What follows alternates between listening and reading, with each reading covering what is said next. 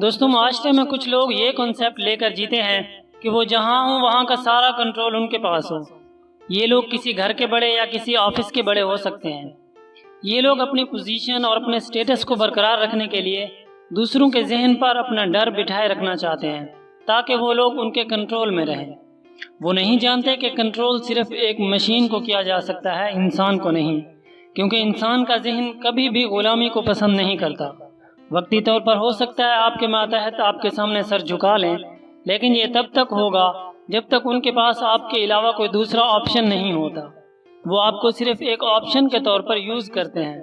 جس دن انہیں کوئی سیف پوزیشن ملتی ہے وہ آپ کو لات مار کر چلے جاتے ہیں، کیونکہ جہاں انسان کو اس کے مفادات اور جذبات کا تحفظ نظر نہیں آتا وہاں وہ بغاوت پر اتر آتا ہے۔ اس لیے کسی بھی سچویشن کو سنبھالنے اور اپنے قابو میں رکھنے کے لیے کنٹرولنگ پاور نہیں بلکہ مینیجنگ پاور آپ کے اندر ہونی چاہیے۔ جب آپ حالات کو مینیج کرنا جانتے ہیں وہاں حالات آپ کے خلاف کبھی نہیں جا سکتے۔ دوسروں کو مینیج کرنا اگر آپ نے سیکھنا ہے تو اس کی شروعات خود سے کریں، کیونکہ آپ بھی لوگوں میں سے ایک ہیں اور بیسک فیلنگز تمام لوگوں میں ایک جیسی ہوتی ہیں۔ اس لیے آپ نوٹ کریں کہ آپ کا اپنے اوپر اور اپنے جذبات کے اوپر کتنا کنٹرول ہے اور آپ کس طرح کی سچویشن کو کیسے مینیج کرنا چاہتے ہیں۔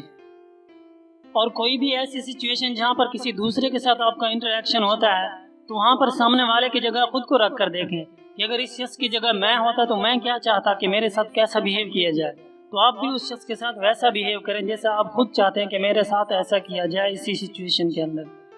تو آپ جب دوسرے لوگوں کی فیلنگز اور جذبات کا دھیان رکھیں گے، اسی کے مطابق ان سے بیہیو کریں گے، تو آپ دوسروں کی فیلنگز کو اپنے فیور میں کر لیں گے، اور جس شخص کا مائنڈ اور اس کے فیلنگز اور اس کے جذبات آپ کے فیور میں آ جائیں گے وہ کبھی بھی آپ کے خلاف کھڑا نہیں ہوگا اور وہاں پر حالات ہمیشہ آپ کے ہی کنٹرول میں رہیں گے۔